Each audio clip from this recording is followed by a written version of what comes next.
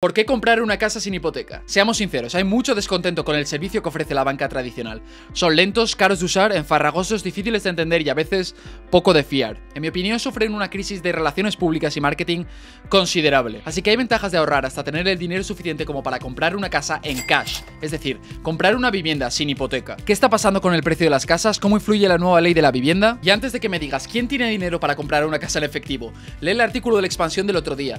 5 de cada 10 compras ya son al contado, según los registradores de la propiedad y los notarios. La mitad de la gente que compra casas, es decir, mucha gente, ya las compra en efectivo. Y antes de que me digas, seguro que esos compradores son empresas o fondos buitre o fondos águila o fondos polluelo o lo que quieras. Según los registradores y los notarios, de las más de 58.800 compraventas constituidas en mayo de 2023, más del 90% las realizan personas físicas con objetivos residenciales. En otras palabras, hace solo 2 meses que más de 50.000 personas en España compraron una casa o una residencia en efectivo para vivir en ella, sin contar con los bancos y sin pasar por el aro.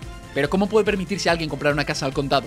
Y lo más importante, ¿cómo puedes tú comprar una casa sin hipoteca? Número 1. Financiación del vendedor. La primera manera de conseguir una casa sin hipoteca, de poder comprar una residencia sin hipotecarte con el banco, es hipotecarte con el dueño. Hace unos años estaba viendo un piso bastante grande, directamente con la dueña, una de esas personas que no quería intermediarios inmobiliarios y lo había puesto a la venta por su cuenta. 600.000 euros. Era grande y espacioso y no tan por encima del precio por metro cuadrado de la zona. Y hacia el final de la visita había buen feeling y la señora me dijo directamente que sabía que el precio era un poco alto, pero que el piso lo valía y que también podía pagar 200.000 euros al año o algo así, que podíamos hacer un contrato. Hasta ese momento solo había oído hablar del Sellers Finance en los vídeos de Cody Sánchez. Gracias, Cody. Me encantó la idea y pocos años más tarde no vivo en ese piso porque, como te he dicho antes, el precio por metro cuadrado era demasiado caro. Pero me dio que pensar. La financiación del vendedor es cuando el dueño de una casa o terreno actúa como el banco. En lugar de obtener un préstamo de un banco para comprar la propiedad, le pagas directamente al vendedor en cuotas. Esto puede suceder en cualquier tipo de venta de bienes raíces, ya sea una casa, un edificio comercial o un terreno. Generalmente, como parte de la negociación, si no puedes bajar el precio más, quizás el propietario esté abierto a cobrar a plazos tras redactar un contrato de compra-venta con condición suspensiva, que podrás conseguir más abajo, por cierto, acordar las cuotas, firmarlo ante notario y elevarlo a escritura pública para darle aún más validez legal. Se trata de dar con el propietario adecuado y hacerle una propuesta. La compraventa de pisos, el mercado inmobiliario depende de cada barrio, de cada casa, de cada situación personal, tanto del comprador como del vendedor. No se comporta todo el país como un bloque, ¿vale? Y ahora, si estás muy lejos o piensas que estás muy lejos de ser el propietario de una casa, tienes que saber que los propietarios son personas como tú y como yo, ¿vale? Que muchos de ellos, si conoces al suficiente número, están abiertos a hablar, están abiertos a aceptar propuestas, son gente, y más justo ahora.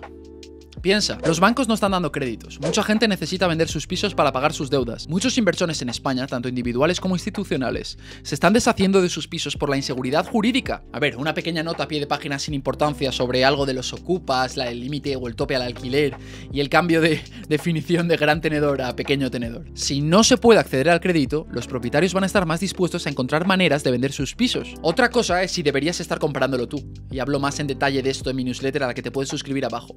Pero en general es un buen momento para explorar este tipo de oportunidades. La manera de comprar una casa sin hipoteca número 2 es el alquiler con opción a compra. El alquiler con opción a compra es un acuerdo que permite al inquilino vivir en una propiedad pagando el alquiler y tener la opción de comprarla en un futuro acordado. Beneficia al que la alquila al facilitarle el acceso a la propiedad y al propietario asegurándole ingresos estables y potencial venta futura. Esta es otra opción que también pensarás que es muy difícil de conseguir, pero es más común de lo que piensas. En China hicimos algo parecido y en España, para comprar un piso a través de una empresa en una zona céntrica de una gran ciudad, en Valencia, encontramos a un propietario que quería disfrutar de la vida con su nueva novia. Necesitaba cash, pero no quería venderlo ese año por motivos fiscales. Así que redactamos un contrato de alquiler con opción a compra a 1 año y le pagamos una prima de 20.000 euros y tuvo el piso durante varios meses. Queríamos empezar a reformarlo para ponerlo en alquiler conforme fuera nuestro. Pero antes de que el contrato finalizara, el propietario cambió de opinión. Se echó atrás. O quiso echarse atrás. Intentó devolvernos el dinero de la prima y los alquileres para quedarse con el piso, pero en el contrato no estaba esa opción estipulada. En plan, si el propietario cambia de opinión, deberá indemnizar al inquilino con tanto. No había eso. Y tras intentar infructuosamente convencer a mi madre, que fue la que lo hizo todo, y no tener ninguna duda de que acabaría en los tribunales si incumplía el contrato, y hacer un no-show el día de la firma ante el notario, conseguimos hacernos con la propiedad. Max, que estos no son casos comunes, tío, son casos mucho más comunes de lo que crees. Y cambia la perspectiva por un segundo, míralo desde el punto del inversor.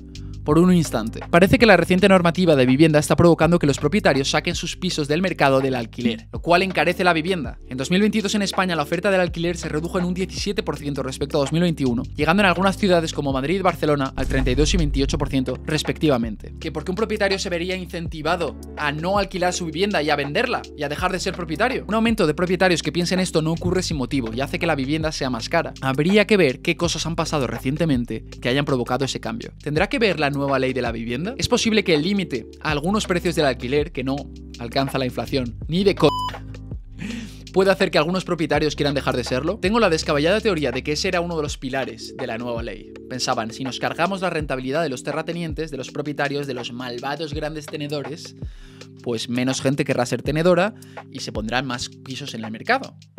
¿No? Si se ponen más pisos en el mercado, bajará el precio de la vivienda. Pero en mayo de 2023 se vendieron un menos 11,36% de viviendas con respecto a mayo de 2022. Es que claro, estás en medio de la subida de intereses más heavy de la última época. Hoy, señorías, pierde la banca, pierden los buitres, pierden los fondos de inversión y gana la gente. Con la excusa de atacar a los malvados fondos gallina y las empresas patrimoniales, que por cierto solo suponen el 5% de la oferta en alquiler, y que intentaron incluir en esta ley la cesión de 25.000 alquileres sociales por debajo del precio de mercado, que de eso no habrás oído hablar, ¿vale? Que la asociación de propietarios se reunió y terratenientes para ofrecerle al gobierno 25.000 casas un 20% más barato del precio de mercado, y el gobierno les dijo que no y lo censuraron de todas las noticias. No ha salido porque esa noticia no interesa que salga, ¿verdad? Porque el fondo y las empresas son los malos. O sea, intentando joder a esos sin conseguirlo. Además, la ley ha hecho que sea mucho menos interesante comprar una vivienda para el ciudadano español, para una persona como tú o como yo que queremos invertir en una casa o que queremos comprarnos una casa para vivir en ella. Sorpresa, ¿eh?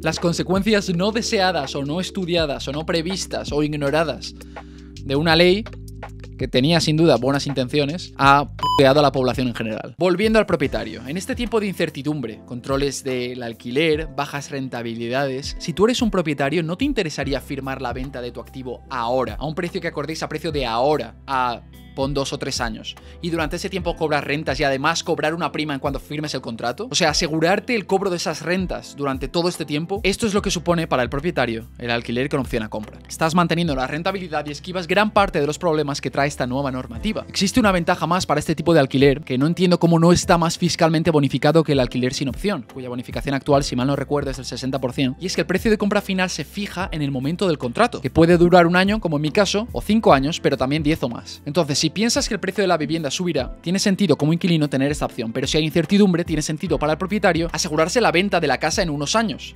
Además, mucha gente puede querer vender su casa, pero hoy no.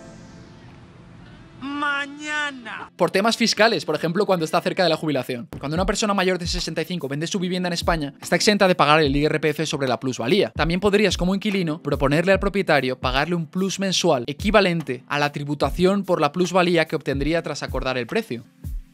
No sé si me explico. Guiño, guiño.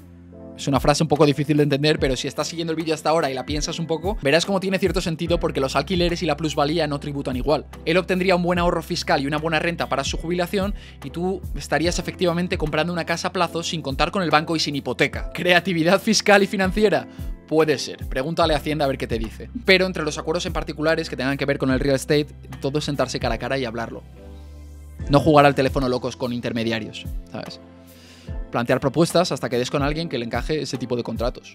Y hay más gente de la que piensas. La manera número 3 de comprar una casa sin hipoteca, hice un vídeo al respecto, míralo aquí, es tener un clan en vez de tener una familia. Un clan que te ayude a establecerte con tu rama de la familia en una vivienda y que pueda contar contigo cuando uno de los miembros de ese clan o otro de los miembros de ese clan tenga el mismo problema, como lleva ocurriendo miles de años y como todavía ocurre a día de hoy en sociedades más tradicionales. En China, comprar vivienda no es algo que estaría bien en un futuro, ¿vale? Es un tema de vida o muerte sociales y familiares. Y son caras, muy, muy caras. Así que tradicionalmente la familia hace un pool y canalizan el dinero hacia el hijo joven recién graduado para que una vez encuentre trabajo pueda pagar la entrada a un piso o el piso entero, según la familia de la que vengas. Esto tenía mucho más sentido cuando las familias chinas hasta 2016 legalmente solo podían tener un hijo.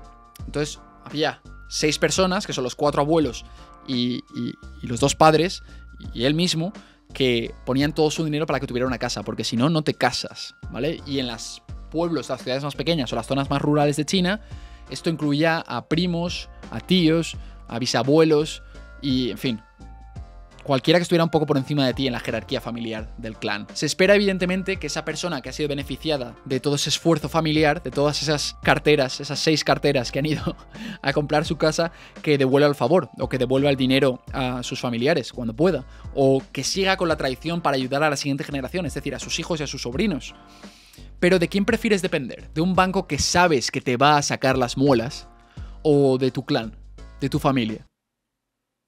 Estas son 3 de las maneras de comprar una casa sin hipoteca. Y si después de todo esto tienes dudas de si esto puede funcionar o de si estos tips sirven de algo, te voy a dar un consejo más técnico que puede ayudar a que compres tu primera casa sin hipoteca. Cuando vamos a visitar una propiedad que nos mola, ¿qué hacemos normalmente? ¿O qué hace la gente normalmente? Lanzar una oferta. En plan, te daré 80.000. Dile al propietario que le doy 80.000 y el inmobiliario se la pasa o no, ¿vale? Porque muchas veces no la pasan si ven que no eres serio, si no te conocen, si ven que estás muy por debajo del precio de mercado, como yo he pecado de eso también a veces, ¿sabes? Mandar ofertas lowball que te c***as y lo único que consigues es hacer el idiota y perder la relación con el inmobiliario, ¿vale? Pero todos hemos cometido errores. El inmobiliario es muy difícil, el intermediario, que le pase algo al propietario que sea fuera de lo normal, a no ser que vea un perfil muy sólido o una operación muy clara, o por miedo a quemar la relación con el propietario, ¿sabes? No te olvides que para los inmobiliarios clientes pueden haber muchos, propietarios no hay tantos. Pero a veces el inmobiliario no ha buceado lo suficiente en las necesidades del vendedor, del propietario. Así que lo que tenemos que hacer no es lanzar ofertas a tutiplén y a ver qué pasa. No estamos en un momento de crisis absoluta, como seguro que algunos más mayores estuvieron hace unos años en el que se aceptaban ofertas